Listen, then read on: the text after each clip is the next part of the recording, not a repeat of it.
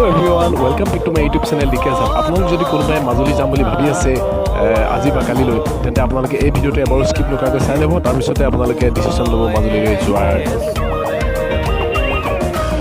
সাংঘাতিক দীঘল লাইন গৈ আছে। মাজুলীৰ ৰাস চোৱাৰ কিমান মানে হেঁপাহ মানুহৰ, ৰাস চাবলৈ কিমান হেঁপাহ কৰে আপোনালোকে ইয়াতে লক্ষ্য কৰক।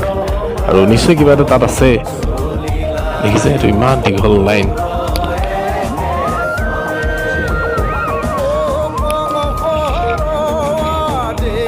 আহি অন্ত হোৱা নাই লাইনটো। কিমান শ হিচাপত মানুহ ইয়াতে লাইন পাতি আছে, মহিলাসকলো তেনেকৈ দীঘলীয়া লাইন পাতি আছে।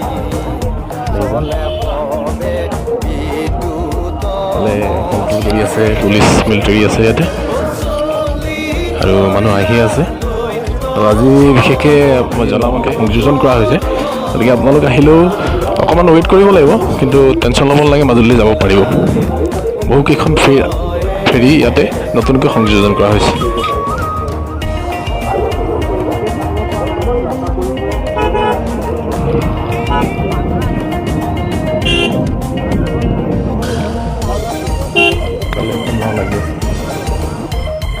গাড়ী আছে কালি মানে আজি বা কালিলৈ যদি মানুহ আহে,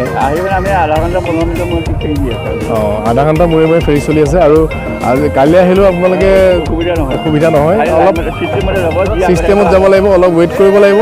দেখিছে দীঘল লাইন পাতি খুব মানে শৃংখলাবদ্ধভাৱে মানুহবিলাকে লাইন পাতি আছে মাজুলীলৈ যাবৰ কাৰণে। যিটো ৰাসৰ যি মানে হেঁপাহ, ৰাস চোৱাৰ, মাজুলীত ৰাস চোৱাৰ যি হেঁপাহ সকলোৰে পূৰণ হ'ব।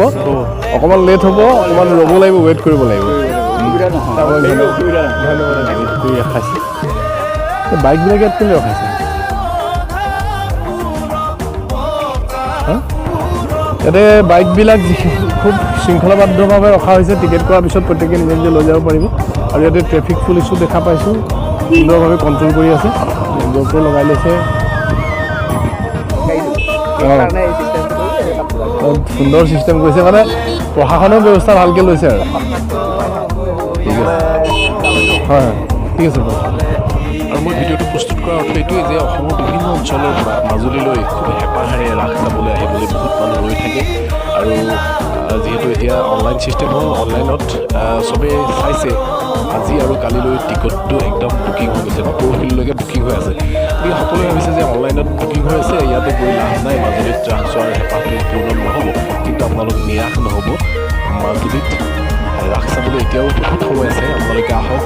এই যি আপোনালোকে শুনিলেই চাগে, এজন IWT ইণ্ডিয়ান ইনলেণ্ড ৱাটাৰ ট্ৰেন্সপৰ্টৰ এজন কৰ্মকৰ্তা, তেখেতে জনালে যে আজি আৰু কালিলৈ বহুকেইখন ফেৰী সংযোজন কৰা হৈছে। আৰু